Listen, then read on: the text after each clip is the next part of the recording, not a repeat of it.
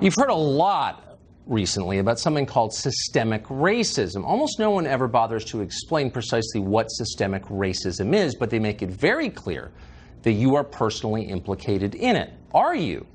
Well, here's the test. Ask yourself and be honest. Have you ever mistreated someone because of his race? If you have, you should atone for it. You ought to find the person you wronged and do your very best to make it better. But if you haven't done that, if you haven't mistreated an actual person, you should know that none of this applies to you. Being born a certain color does not make you guilty of a crime. In this country, we explicitly reject the idea of collective punishment.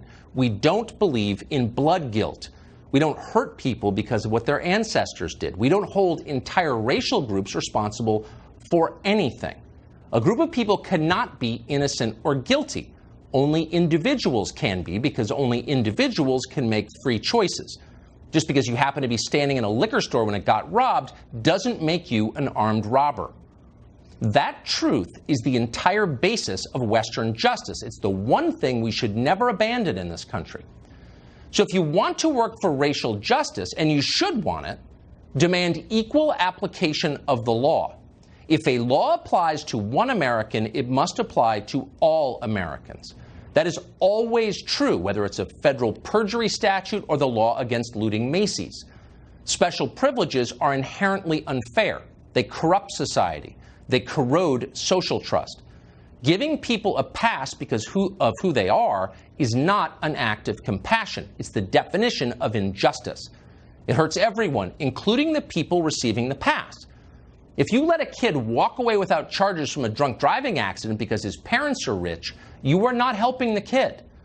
Allowing poor kids to steal shoes from the Nike store because you believe they're oppressed doesn't help them either. If you raised your own children like that, you would screw them up forever. That does not mean there aren't systemic injustices in our society. There are. There certainly have been in our history. Slavery was by far the worst of them. Treating human beings like objects is always the worst thing. It still happens today, in fact, in new forms. But as of this moment, June of 2020, racism, while it definitely exists, is hardly the only problem we face. So why do they keep telling you that it is? Why do you think? Because telling you that benefits them. It's a cover. It's a diversion designed to protect the people getting rich from the biggest scams of all. America's core problems, in fact, are economic. Can your kids earn enough to form stable families of their own and live with dignity? Everything flows from that, and that's what most Americans of all colors worry about most. So, of course, it's the one thing our leaders hate to talk about. That's not accidental. Again, it's by design. What you're watching is class war disguised as race war. Keep the population at one another's throats, angry, suspicious, tribal, and maybe they'll never figure out how much we're stealing. The biggest change to American society over the past 50 years has been the death of the middle class. This used to be a middle-class country. It is not anymore. Most of our population has become poorer in real terms, while a shrinking number of people control an ever-expanding percentage of our wealth. That means that fewer Americans overall have a meaningful stake in the society, and more are dependent. That makes the country much more volatile than it once was. These riots really shouldn't surprise you. It's hard to know exactly who is responsible for these sad changes to America, but it's very easy to see who's benefiting from them. They're the same people lecturing you about white privilege and systemic racism.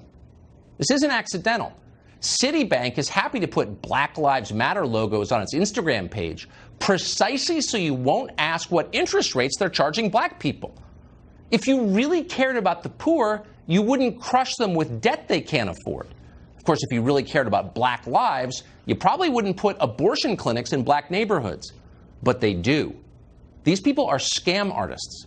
They're playing you. Keep that in mind the next time they tell you you must hate your neighbor, which is exactly what they're telling you.